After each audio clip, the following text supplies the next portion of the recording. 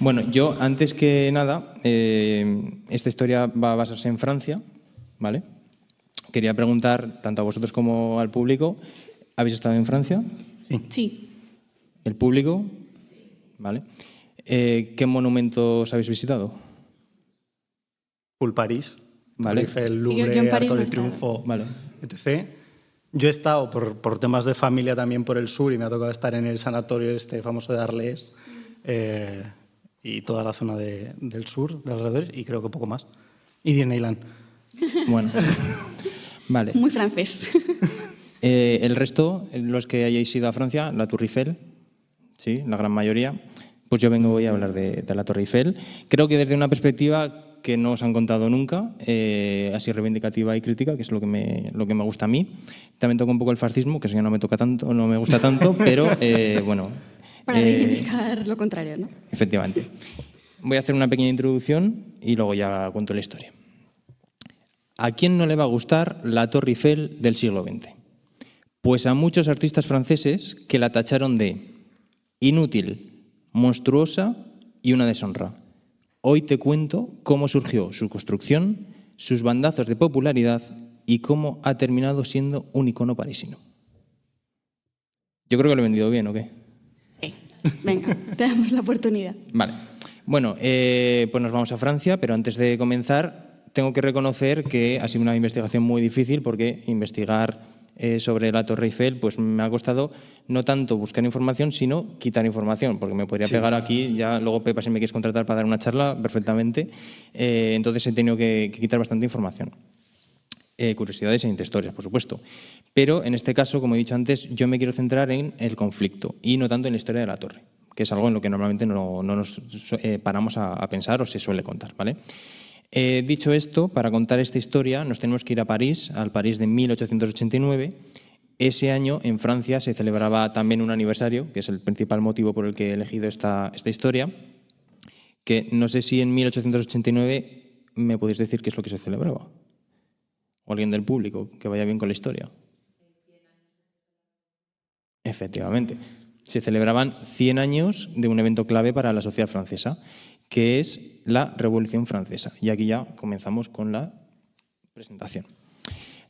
Ante tal conmemoración, por supuesto, pues querían realizar algo llamativo, ¿no? Y entonces en esa época lo que se llevaba era organizar una exposición internacional, como la que tuvimos aquí en Zaragoza en 2008, y así en 1889 París se comenzó a preparar para ser el centro del mundo y reflejar un siglo de revolución. Claro, aquí la cuestión era, ¿qué podemos hacer? Tenemos la exposición, pero a ver qué podemos hacer que sea lo suficientemente llamativo. La principal idea era que fuese algo visible, impactante y novedoso. Spoiler, yo creo que consiguieron algo así. En torno a 1884, todo esto se comenzó a plasmar, en este caso, en construir una torre metálica de 300 metros de altura. Esta idea, que tenía como referencia las ya existentes en Estados Unidos, pues bueno, se pusieron a elaborar este proyecto Maurice Coeychin y Émile Nourrier. Este es el proyecto que hicieron ellos, ¿vale? Esto se lo presentaron a Gustave Eiffel, su jefe, que no le pudo más, o sea, le dio exactamente igual. Dijo, a mí esto no me llama mucho la atención. No le interesó y dijo, bueno, podéis seguir trabajando en el proyecto, pero a mí esto no me lo volváis a presentar. Sin embargo, más adelante el proyecto fue adaptado por Stephen Sauvestre, este de aquí. Este es el proyecto que hizo, que era el arquitecto jefe de la empresa, de Eiffel, por supuesto. Y entonces ya este prototipo, pues a Eiffel le gustó. Ya cuando venía de un jefe de la empresa, dijo, mira, esto ya... Por lo que sea le interesaba más, ¿no? Por lo que sea. Tal es así que lo patenta en su nombre, en el de Maurice y en el de Émile, ¿vale? Y lo define como una nueva disposición que permita la construcción de pilas y torres de metal con una altura superior a 300 metros. Esta es la definición de la patente, ¿vale? De hecho, le gustó tanto que enseguida lo que hizo fue comprarle los derechos y se quedó con la exclusividad de la torre, ¿vale? Bueno, tras intentar colocar la torre en Barcelona, en la exposición de 1888, y ser rechazado por extravagante y caro, o sea, Barcelona estuvo a punto de tener esto y dijeron, esto para nosotros no... París fue el segundo plato. París fue el segundo plato, sí, sí. Bueno, casualmente, después de pues eso, ese No sé, intento no será de fallido- ahí de donde ya nos viene el rifirrafe, ¿no? También. Puede ser. También te digo, tú imagínate Barcelona con una Torre Eiffel. Ahí no se puede dormir ni en la calle, ¿eh? Madre mía. No se puede ya, ¿no? No se puede ya, pues imagínate. Bueno, entonces vuelven otra vez a ver si lo pueden colocar en París y casualmente, pues el ministro de Industria y Comercio lanza un concurso con el objeto, la definición es explorar la posibilidad de elevar en el campo de Marte una torre de hierro con una base de 125 metros cuadrados y una altura de 300 metros, que es bastante similar a justo como era la patente de Eiffel. Por lo que sea, las cosas coincidían, ¿no? Bueno, a esta convocatoria se presentaron 107 proyectos, pero todos sabemos quién ganó, ¿no? Cosas del azar también.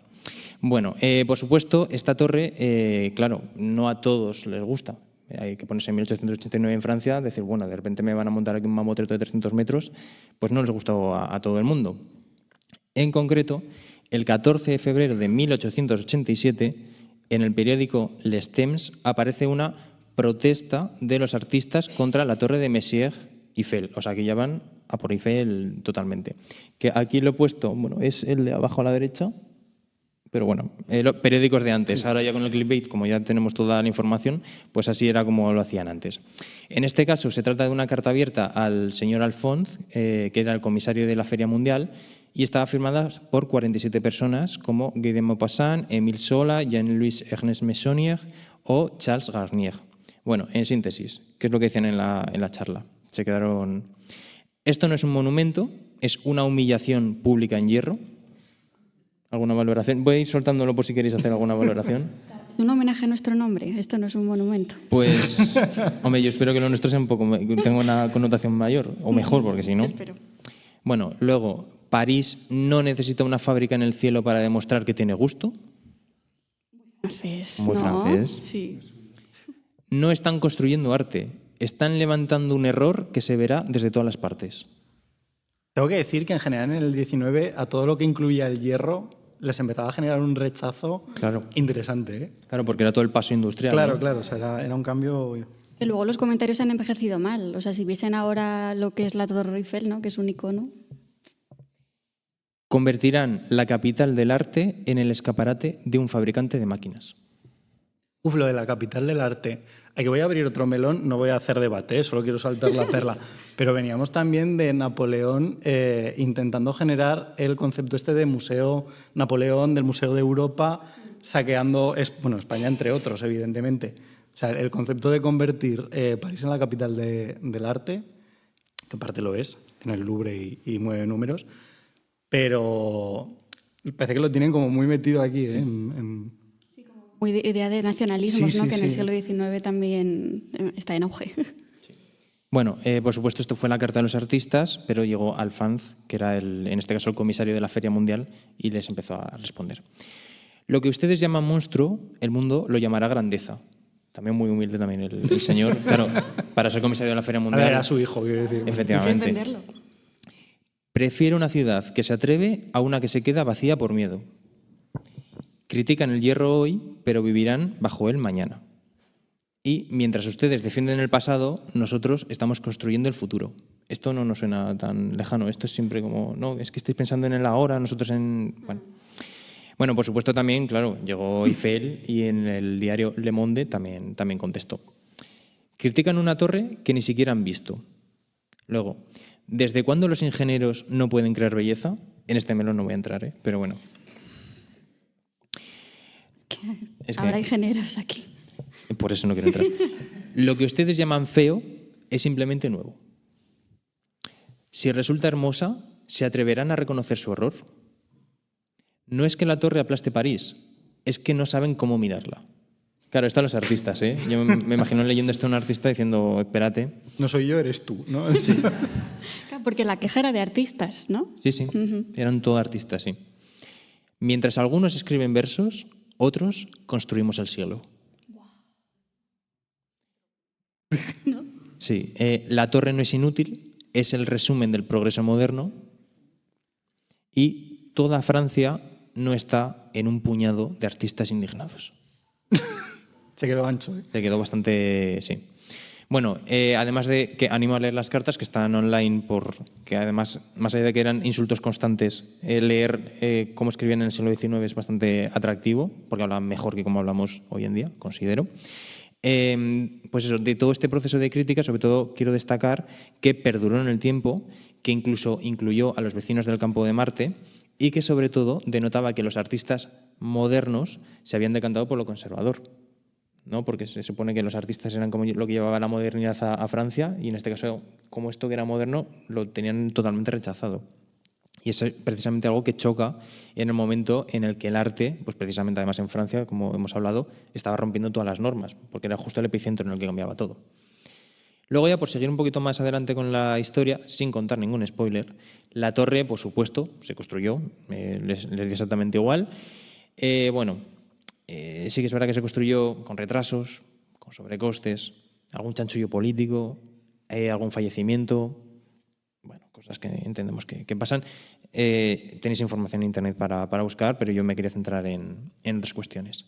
Lo que al final, pues la Torre Eiffel fue inaugurada el 31 de marzo de 1889, con su inauguración y puesta de bandera francesa en la cima, como buena inauguración, ¿no?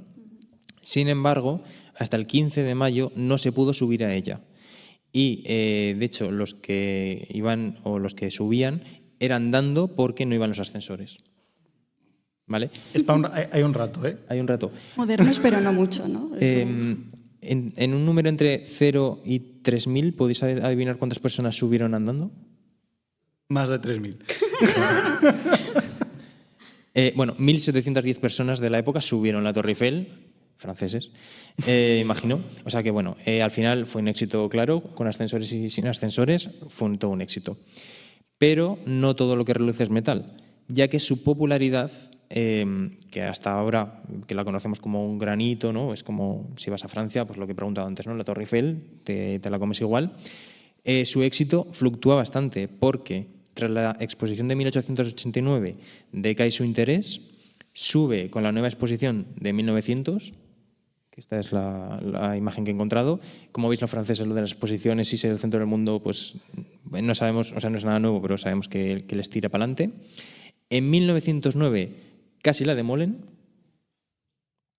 En 1912 vive un momento trágico con Franz Reichelt y su paracaídas. Bueno, si hablamos de una persona y un paracaídas y la Torre Eiffel, pues podéis imaginar un poco por dónde van los tiros. Por supuesto, también vive las dos guerras mundiales y casi este señor pues se la lleva por delante. Por suerte hubo una persona que no sigue la orden y seguimos con la Torre Eiffel. Luego tuvo incendios. A partir de 1960 llegamos la llegada del turismo de masas. En 1967 casi se la llevan a Montreal. O sea que... Y al final, en 2002, celebró su visitante 200 millones y en 2017 300 millones de personas que han pasado por ahí. ¿En cuántos años ha habido la diferencia de 100 millones? Pues en 2002 se celebró el 200 y en 2017 15 en 15 años, sí. Sí, es que es increíble.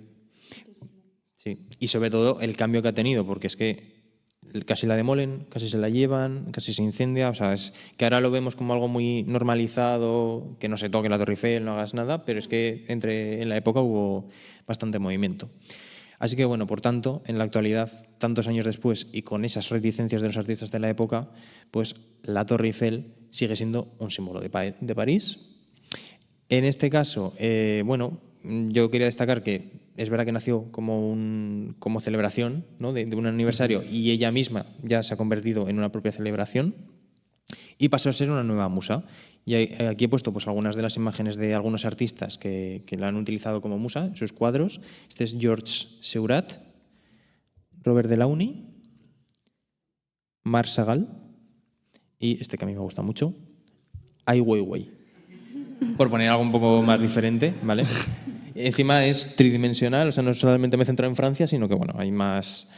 Entonces, me parece curioso cómo los artistas de la época lo criticaban y decían esto cómo lo vamos a plantar aquí en Francia, que rompe con todo, más allá de ese miedo industrial, y ahora se ha convertido en una musa para los nuevos artistas. Esto un poco en general. Entonces, como reflexión tengo dos. La primera es ¿quién decide si algo es bello en arquitectura? ¿Si el experto que lo hace o la ciudadanía? Así, una pregunta. Esto me lleva a otra pregunta, ¿eh? Porque claro, dices, hablamos de bello, pero pensamos en la Torre Eiffel tal y como la tenemos a día de hoy, que no es como la tenían en aquel entonces. Efectivamente. A nivel cromático, etc, etc. Y esto luego se le repitió años más tarde con el incendio de Notre Dame, que restauramos, que no, que dejamos. Y al final, en este caso, ¿qué es lo que queremos convertir en un icono de la ciudad, en un icono turístico? Bueno, de la ciudad y de Francia entera.